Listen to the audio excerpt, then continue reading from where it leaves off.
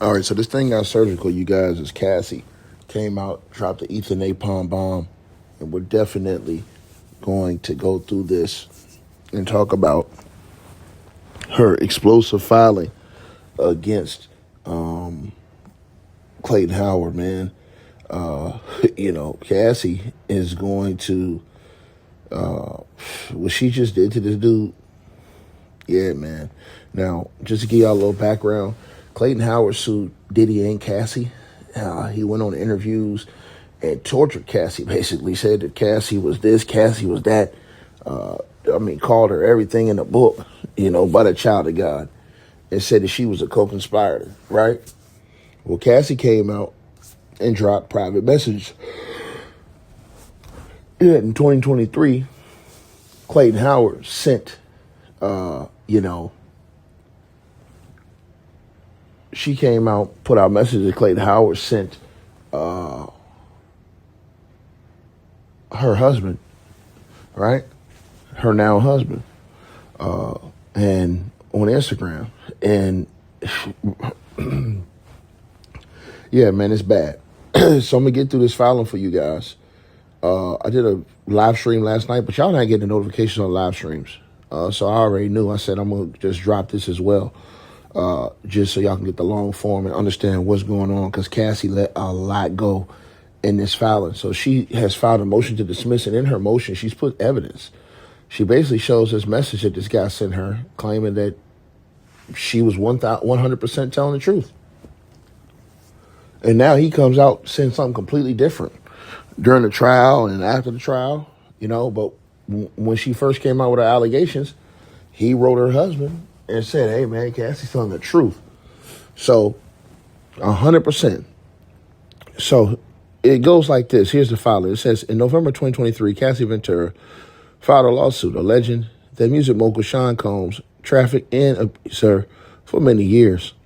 After telling her story, she received an outpouring of support. In late 2023, her husband received one such message of support from Clayton Howard, the plaintiff in this action. This is going to be weird, Clayton Howard wrote to Cassie's husband at that time, but it's something I've wanted to do for years. As I live with my own guilt and regrets, I know your wife's truth is 100% valid, as I'm sure you did as well. I would have come forward, and I'm glad that she got some form of justice. I personally saw that guy do a lot of shit that was super not cool. A lot of what I saw really bothered me, and because our homie was effed up. But I knew she was in love, and I wouldn't leave despite being beat up, punched in the chest in hotel rooms, choked, and forced into I don't want to embarrass anyone with. I'm damn happy you saved her. You were in the right place when she was finally strong enough to leave. Blessings. I tried to reach out when I heard about her suit, because I know the situation intimately for almost 8 years. I'm glad she got something, probably not near what she deserves, but if she's happy, that's all that matters. Best to you and your family. I really want her to know. Please tell her Clayton says he's happy she made it out. So that's the message he sent, all right? And then he went on all these different interviews talking crazy later, but we'll get to that later on. Or y'all can check the live stream that I did about that. I'll put the live stream at the top of the comment section so you guys can check that, because I went more into that aspect. Here, I'm just going to continue to read the filing from Cassie. So it says, now a few years later, Clayton Howard has changed his tune. He now asserts that when he was working as a professional escort and sexual companion, he was trafficked by Combs and the woman whose truth he previously believed was 100% valid. Apparently, absolved of his guilt and regrets, plaintiff now seeks monetary compensation from Mrs. Ventura for the trafficking acts in which she was a victim and for which she provided 4 days of sworn testimony in a federal criminal trial.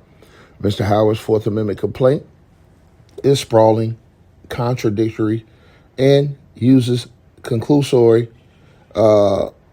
allegations and broad date ranges, pled multiple claims against multiple defendants, and the 4AC should be dismissed in its entirety as to Cassie Ventura. First, the plaintiff cannot bring claims under criminal statutes. Second, many of the plaintiff's claims are ultimately or cannot be applied retroactively, and the plaintiff is not entitled to toll the statute of limitations in his claims. Third, the plaintiff does not state any of his legal claims as a matter of law. Finally, this case should be transferred to the Southern District of New York for the convenience of parties and in the interest of justice. Mrs. Ventura respects the judicial process and therefore moves to dismiss this action for failure to state a claim, and in the alternative, requests a transfer of this action to a more convenient and appropriate venue. But to be clear, baseless and harassing lawsuits like Mr. Howard's play a significant role in disincentivizing actual victims, right? Now let's keep going, right? Now it comes right here. It goes to the next one. From coming forward or testifying truthfully as a government witness. So this court should not countenance this misuse of our legal system. The 4AC states that Mrs. Ventura was in a relationship with Diddy from 2007 to 2018. The relationship was, quote unquote, abusive, characterized by Diddy frequently physically assaulting defendant Cassie Ventura.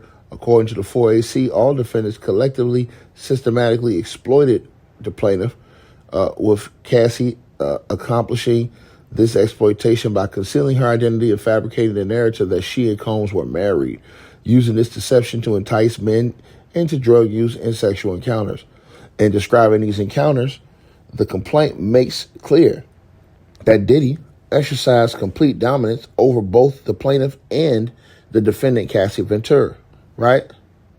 And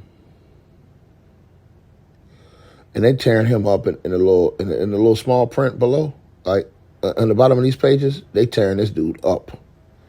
I'm talking about they going in on this guy, man. Wow.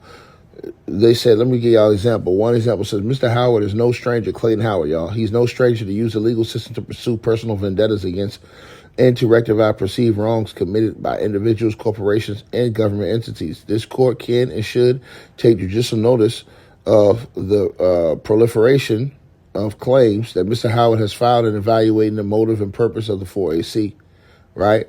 It says, for instance, in the last few years alone, Clayton Howard has alleged that Netflix intentionally inflicted emotional distress upon him by using his consented interview in a documentary, right?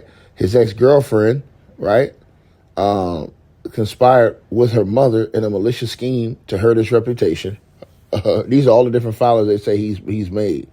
A local district attorney's office failed to prosecute his ex-girlfriend, thereby deprived him of his constitutional process rights, right?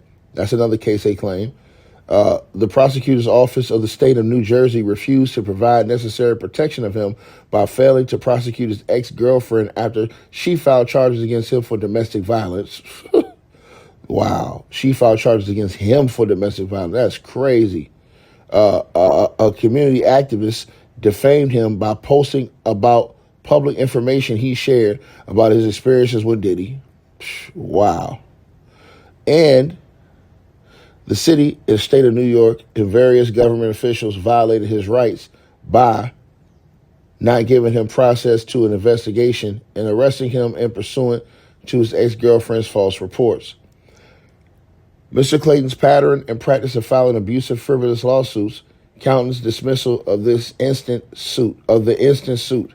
That's crazy that they have all these explanations where they accuse this guy of making false reports and all these other things. Now it says that Clayton Howard alleges that he met Cassie in the late 2009 in New York City, where he was hired to serve as a male companion for an agreed upon hourly rate. Now, according to the complaint, Cassie concealed her identity and had a conversation with the plaintiff. Cassie allegedly asked the plaintiff to expose his beefcake, and he complied. Cassie then introduced the plaintiff to Diddy, stating that he was her husband. Now, this is what she said he alleged, without specifying any particular date, the plaintiff alleged alleges generally that encounters took place from '09 to 2017, during which cycles of sex and drugs lasted multiple days. He says that he participated in 4 phases of sexual encounters for 4 hours through manipulation and financial coercion. The plaintiff explains that Cassie sought Diddy permission to progress activity during these encounters. Now, the plaintiff alleges that in 2011, he entered a competition with another male sex worker, after which he was declared the winner, and an arrangement for an additional sex encounters were proposed. Also, sometime in 2011, the plaintiff asserts that he took drugs to Cassie Ventura and retrieved them from the bedroom. He also alleges that in 2014, he had sex with Cassie in California, after which he learned that Cassie was menstruating, which made him angry. He also alleges that he had a sexual encounter with the defendants, that means Cassie and Diddy, in Florida in March of 2016. He does not reference any specific instance of encountering Cassie after 2016. He asserts that he has lived with trauma for many years, and that because the opening of legislation that granted survivors a look-back window to seek justice against offenders, he has been given a second chance to obtain justice. At the same time, he contends that he did not and could not have awareness of the true nature of his victimization until December 2023. Until that point, he understood himself to have been a willing participant in private sexual encounters. Wow. Under the federal rule of civil procedure 12B6, a claim may be dismissed because of a failure to state a claim upon which relief can be granted, right? A dismissal under Rule 12B6 motion can be based on either a quote-unquote lack of cognizable legal theory or absence of sufficient facts alleged under a cognizable legal theory, right? On Rule 12B6 motion, courts accept as true all well-pleaded allegations of material fact and construe them in a light most favorable to the non-moving party. To survive a motion to dismiss, the complaint must contain sufficient factual matter accepted as true to state a claim to relief that is plausible on its face. A pleading that offers labels and conclusions or formulaic recitation of the elements of cause of action will not suffice. Factual allegations must be enough to raise a right to relief above the speculative level. A court may consider the allegations contained in the pleadings as well as exhibits attached to or referenced in the complaint, and matters properly subject to judicial notice and ruling on a motion to dismiss. Now, a pleading that states a claim for relief must contain a short and plain statement of the claim showing that the pleader is entitled to relief. Complaints require outlines to determine who is being sued for what, or that leaves judges managing the litigation without knowing what claims are made against whom may run afoul of Rule 8. Now, the argument: many of the plaintiff's claims are inactionable or untimely. So the plaintiff's claims under criminal statutes are not actionable. Plaintiff asserts 2 claims under criminal statutes. Count 1 is fashioned as a claim for sex trafficking under 18 U.S.C. 1591. And count 6 purports to be a claim for civil liberty for violations of New York Penal Law 230.34.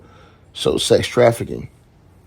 It is firmly established that private individuals like the plaintiff cannot bring criminal claims, right? That goes on, right? Private citizens have no standing to prosecute criminal claims. Plaintiff has brought the equivalent civil claims to these criminal statutes. They tearing his ass up. 18 U.S.C. 1595 and New York Social Services Law 483 BB under counts 3 and count 7, counts 1 and count 6, only which purport to be cases of action or causes of action pursuant to the criminal statutes must be dismissed. New York social services law cannot be applied retroactively. So I just want to talk about, I want to pass all this stuff she's talking about why he can't file the claims, right? This is crazy. I'm going to skip through some of this stuff, but this is diabolical work, man. Wow. She says plaintiff is not entitled to tolling. Plaintiff avers that he is entitled to tolling of his claims because his awareness of true nature of his victimization, that he was a victim of decade-long sex trafficking enterprise rather than a willing participant in a private sexual encounters, did not and could not occur until the U.S. Attorney's investigation began in December 2023. Wow. The plaintiff is not entitled to tolling under any theory, the discovery rule, the continuing violation doctrine, or fraudulent concealment. The discovery rule postpones the beginning of the limitations period from the date the plaintiff is actually injured to the date when he discovers or reasonably should discover that he has been injured. Importantly, it is discovery of the injury, not the discovery of the other elements of a claim, that starts the clock. Limitations period is not told merely because the plaintiff did not have knowledge of a legal theory. To rely on discovery rule, a plaintiff must specifically plead facts to show inability to have made earlier discovery despite reasonable diligence. Let's keep going. Cause of action, when he or she has reason, at least to a suspect, of factual basis for its elements. In the RICO context, the Supreme Court specifically cautioned that tying the start of the limitations to a period of the plaintiff's reasonable discovery of a pattern rather than to point of injury or its reasonable discovery would extend the potential limitations period for most civil RICO cases well beyond the time when a plaintiff's cause of action is complete. As to his RICO claim, the plaintiff alleges that he suffered harm in the form of 1, loss of income, 2, medical expenses, 3, emotional distress, 4, reputational harm. However, the plaintiff is devoid of any allegation as to why the plaintiff could not have discovered these injuries immediately or soonly after his interactions with the defendants.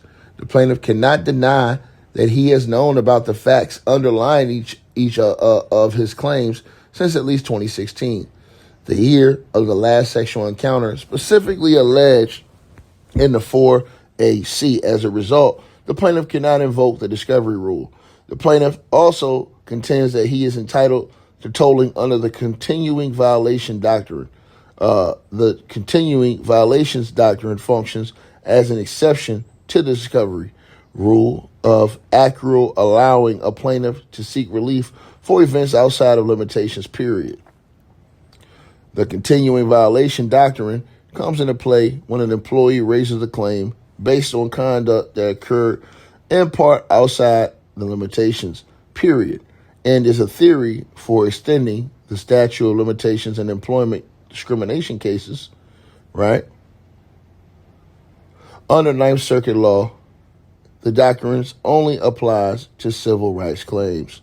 Regardless, all conduct alleged that forms the basis for plaintiff's RICO claim took place outside the statute of limitations. Plaintiff claims are not told by the continuing violation doctrine. Lastly, plaintiff argues that the doctrine of fraudulent concealment tolls his claims. Now, a statute of limitations may be told if the defendant fraudulently concealed the existence of a cause of action in such a way that the plaintiff, acting as a reasonable person, did not know its existence. Now, to plead fraudulent concealment, the plaintiff must allege that 1, the defendant took affirmative acts to mislead the plaintiff. 2, the plaintiff did not have actual or constructive knowledge of the facts giving rise to his claim. And 3, the plaintiff acted diligently in trying to uncover the facts giving rise to his claim. All allegations of fraudulent concealment must be pled with particularly. The plaintiff is deemed to have constructive knowledge if it had enough information to warrant an investigation which, if reasonably diligent, would have led to the discovery of the fraud. Man, if there were red flags that should have excited suspicion, the courts will find constructive knowledge even without actual awareness of the full facts. Here, the plaintiff claims defendants actively conceal facts essential to his claims, but the complaint makes clear that the plaintiff repeatedly traveled across state lines over a period of several years to provide sexual service for defendants, and that the plaintiff knew the defendants engaged in similar activities with other men. C, 95 through 99, describing an orgy with another male escort. Wow, he got ether, bro.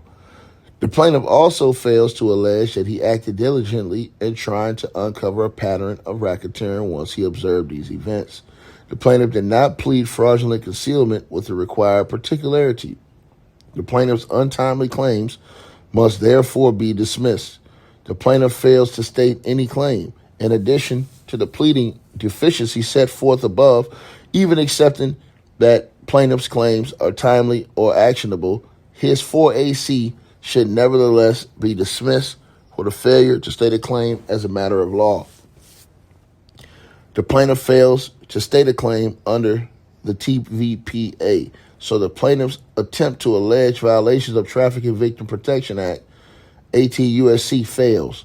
The Trafficking Victims Prevention Act is violated when a person knowingly recruits, entices, harbors, transports, provides, obtains, advertises, maintains, patronizes, or solicits by any means a person, 18 U.S.C. 1591A and 1, knowing that, quote-unquote, the means of force, threats of force, fraud, coercion, and any combination of such will be used to cause the person to engage in the Commercial Sex Act, 18 U.S.C. 1591A2. At the outset, nearly all the allegations concerning this claim are conclusory or merely restate the elements of a TVPA claim. See E.g. 176 through coercion and fraud. Mrs. Ventura would lure Mr. Howard with the promises of gifts and favors, end quote. Right?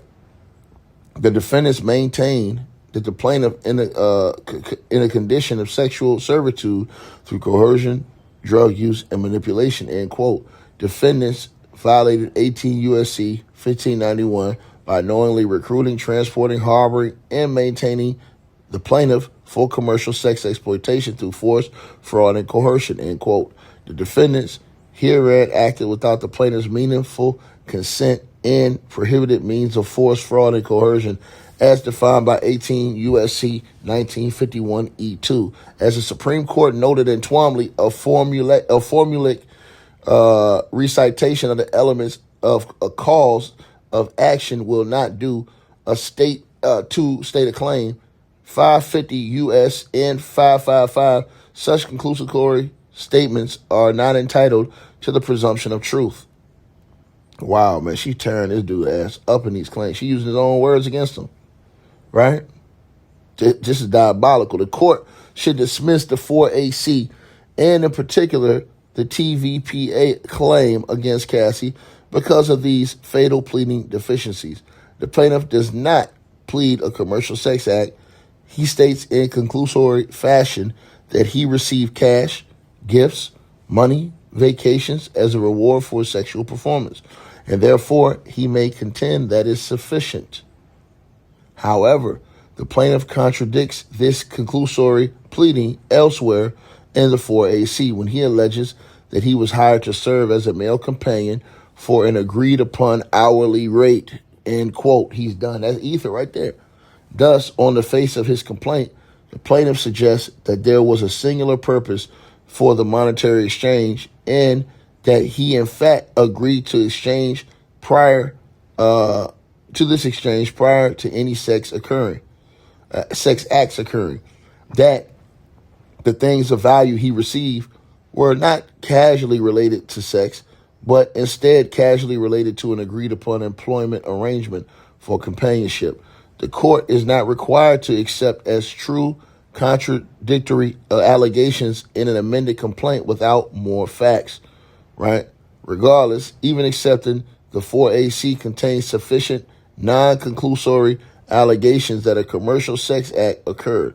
The plaintiff otherwise cannot sustain under a claim under the TVPA as to Mrs. Ventura. First, the plaintiff has not sufficiently alleged that Cassie used force, fraud, or coercion, or any combination thereof to induce a commercial sex act with the plaintiff. To extend the plaintiff's cites to circumstances that have been found in other cases to support this prong of the TVPA. The 4AC is devoid of any allegation that the alleged commercial sex acts were induced by these illicit means, a necessary requirement of the TVPA. Mr. Howard does not and cannot contend that the single vague threat of the use of a gun, Cassie's use of a pseudonym when the first meeting him in 2009, or his decision to take drug from during the alleged encounter is what caused him to engage in commercial sex acts. Far from it. It appears that these circumstances did nothing to basically dissuade the plaintiff from continuing to accept requests of employment as a sex worker, as he continued returning for new encounters for nearly a decade. The plaintiff makes a single allegation that viewing the pleading in the light most favorable to him may be construed as alleging that force was used to induce commercial sex acts.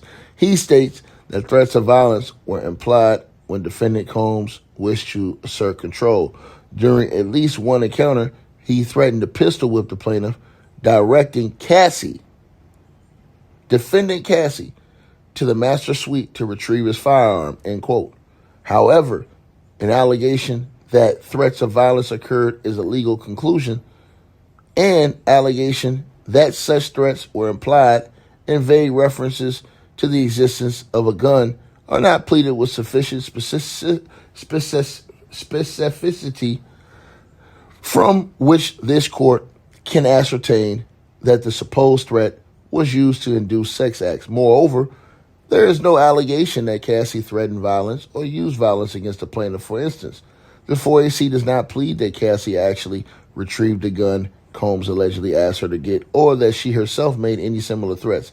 Indeed, the allegations in the complaint suggest that Cassie was regularly beaten and abused by Diddy.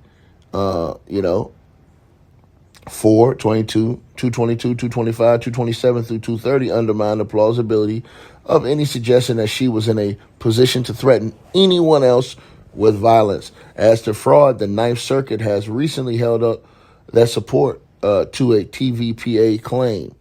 Now, premise on fraud, a plaintiff must show the defendant engaged in a trafficking act with the knowledge that the fraud will be used to cause a commercial sex act itself. This guy's toast, man. She is cooking this dude, man. Let's get to this part right here. She said plaintiff is explicit that the fraud he believes supports his claim that when he first met Cassie and Diddy in 2009, they all used aliases, concealed their identity using makeup, baseball caps, dim lighting, and represented that they were a married couple who participated in, quote-unquote, the lifestyle. The defendants employed fraud through systematic deception, with Cassie using a fake identity, Jackie Star, and concealing that Diddy would be present while falsely representing themselves as a married couple, participating in a lifestyle when they were actually operating a trafficking scheme targeting multiple victims, end quote. As an initial matter, this alleged quote-unquote fraud took place in 2009, many years outside the 10-year statute of limitations for plaintiffs' TVPRA claim, 18 U.S.C. 1595. The court cannot find the plaintiff has stated a claim when the means used to establish a claim is based solely on the facts outside the limitations period. But regardless, Mr. Howard has not pleaded anything to suggest that what Cassie or Diddy supposedly misrepresented their appearance, their marital status, or professed lifestyle preferences were material to his decision to engage in sex acts with them. Ether. Oh, my God. And, in fact, it appears that the plaintiff himself also used an alias, undermining any reference that use of a fake name was material, detrimental, or induced him to do anything, right? This is wild, bro. Additionally, the plaintiff's recounter of the first encounter makes clear that he was engaging in sex acts before the married couple representation was made. The plaintiff exposed his genitals prior to becoming aware of Diddy's presence, and far from pleading that the use of aliases induced him to engage in a commercial sex act, he in fact alleges that he engaged in these acts both before knowing their real names and for years thereafter, describing encounters from 2009 to 2017, encompassing and exceeding the first encounter detailed, right, at 26 to 53. Additionally, despite the repeated averments that he was coerced into sex trafficking, the plaintiff does not plead facts that, even if true, would support a finding that he was coerced into multiple commercial sex acts as required to state a claim under the TVPA. There are no facts supporting that the plaintiff reasonably believed that failing to engage in sex acts would result in any serious harm, whether financial or otherwise. This is it, man. I mean, I'm going through this whole, they're tearing this dude ass up, pause. Every single claim he's putting up here, or he's spoken about, they are on his helmet. Wow. And I don't even want to read all these other pages. It's 30-something pages long of just him getting cooked. I mean, this is absolute cooking, bro. Cassie's lawyer went to task on this dude, man. And I would be here a whole nother half hour just read all the other ether that they putting on every single claim he made. So, like, all these claims he made, they don't ether that shit. But the biggest ether is that message. Like, dude, you sent her husband a message allegedly, like, right after she filed the lawsuit, bro. And said that she was 100% right and you was there and you witnessed this. You can't then come back around, bro, for what they're saying and say something different. Oh, man, dog. Now that the trial and all this other stuff's happening. And the part I saw the most, that's the most damaging, is they accuse him of all these frivolous lawsuits that they say he's filed over the years. And I did not know that he had been accused of domestic violence by his girlfriend. Because I think they said that had happened too in the filing. That's wild, bro. Y'all let me to Cassie came down with the absolute ether, her lawyer. They took every quote, and this is why he went and did all these interviews, talking crazy. And they took all of his quotes and just annihilated all his quotes that he had in his lawsuit, all this stuff. Wow, bro. Wow. But the message is the icing on the cake. Like, you send them a message that say that, dog, yeah, man, it's up, bro. It's up, bro.